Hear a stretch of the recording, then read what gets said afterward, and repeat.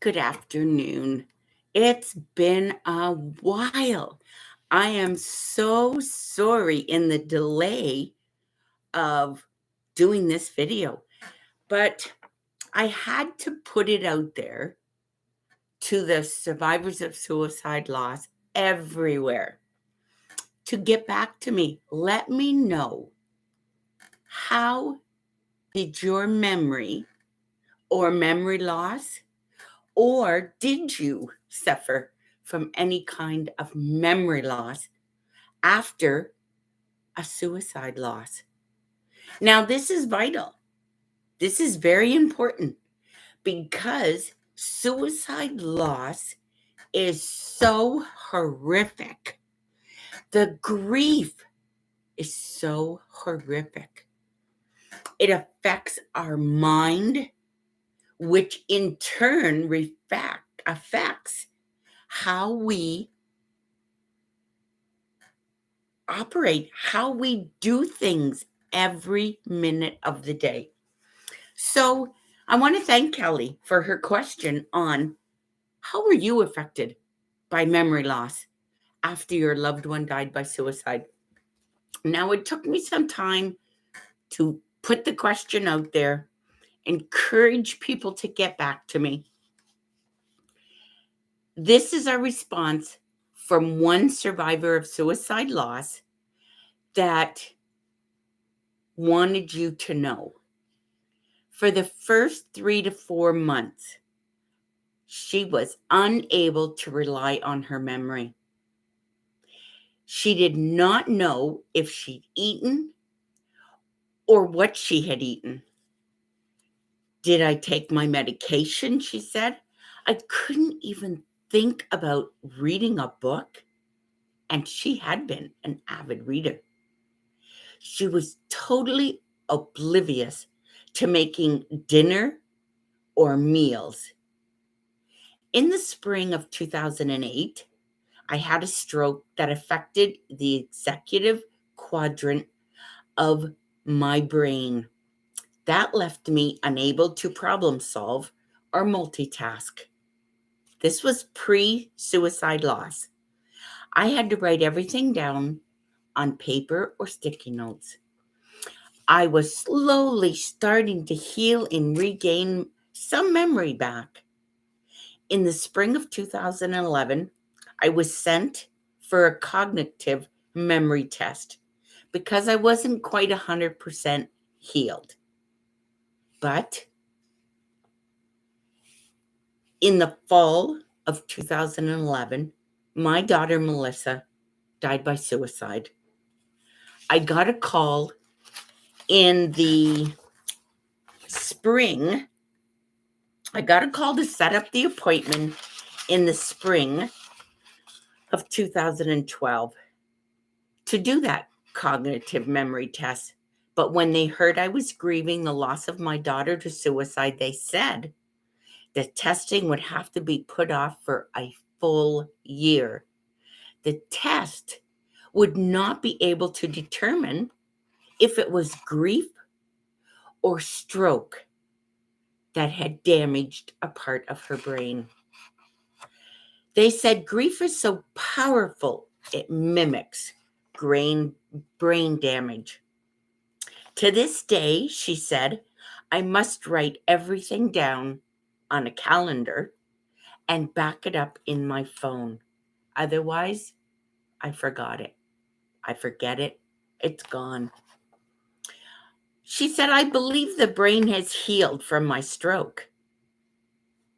I require myself to be super organized or I get very anxious. Anxiousness is something I developed after my daughter Melissa's suicide death. This occurs in situations that I cannot have some control. I used to be able to wing it through a meeting, but now myself requires me to be totally prepared or I'm uncomfortable. I have to respect myself. I need to know what I'm doing in the upcoming week and then each day of that week so I can prepare for it. I'm exhausted easily after going to appointments, and I've started yoga and meditation to give me tools to calm and relax me. Thank you. That was so much appreciated, Erin, for your reply. Another survivor of suicide loss got back to me, Bev. She said in the first year after her son, Ryan, died by suicide, she lived in shock. It was a nightmare as her mind, her body walked amongst the fog. Year 2, she struggled with concentrating and focusing. She has not regained her short term memory. She must rely on writing it down using post notes or a log. She writes everything or journals it, or it's gone. She cannot recall it back. She believes the shock of her son Ryan's death by suicide has damaged her brain somehow. Each day she lives as she's going to die from a broken heart. Her heart and her head to this day, 12 years later, still do not get along.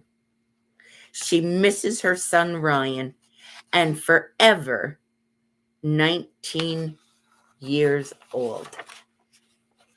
Bev says at work as a nurse, she writes everything down, but her duties have lessened and not many tasks are required of her any longer. Now, there were a facilitator that runs a survivors of suicide loss support group, and the topic of memory loss was right next to the shock of the death by suicide. There was memory loss. They truly believe they developed Alzheimer's. There's a huge concern for the fog and the memory loss, and feel as though this area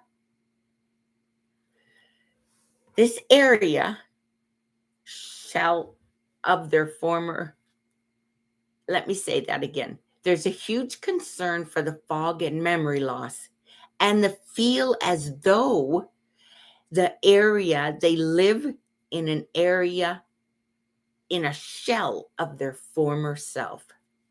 They suffer exhaustion and sleep loss. They have discovered within the group how it's common what they're going through. They share it's exhausting to think and to try to remember things.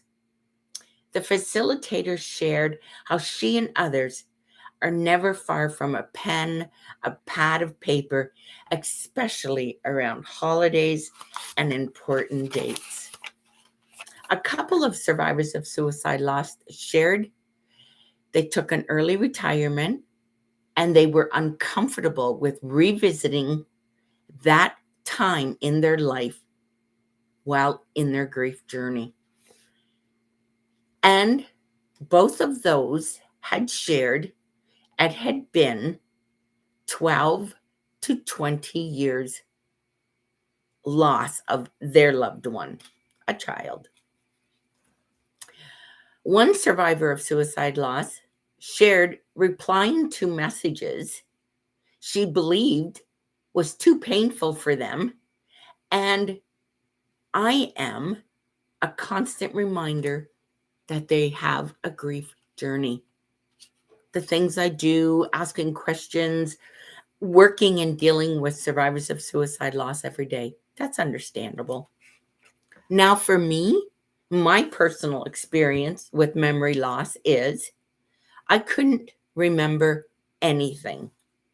Short term was gone from the moment I was in shock. The police told me Nicholas died by suicide. He had taken his own life. I was in confusion for months. I couldn't concentrate and I couldn't focus nor could I participate in a conversation.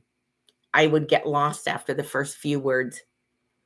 I wrote sticky notes and I stuck them everywhere.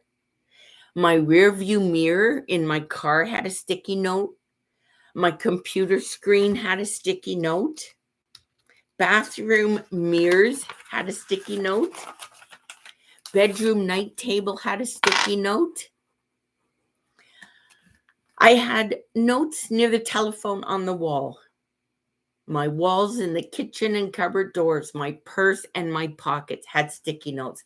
My phone was set to pop up and remind me from my phone calendar. After 2 to 5 years, I felt anxious, but that quickly turned to what I figured out was a fear.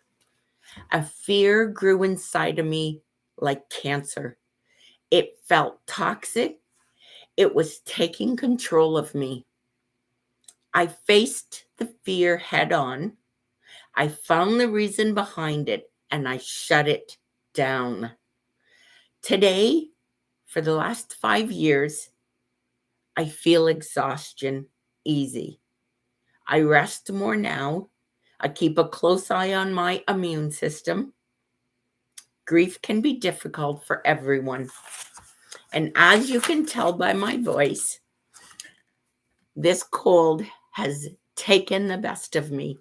My coughing and my voice, my sleeping, my breathing. It takes a lot of work to do my daily chores.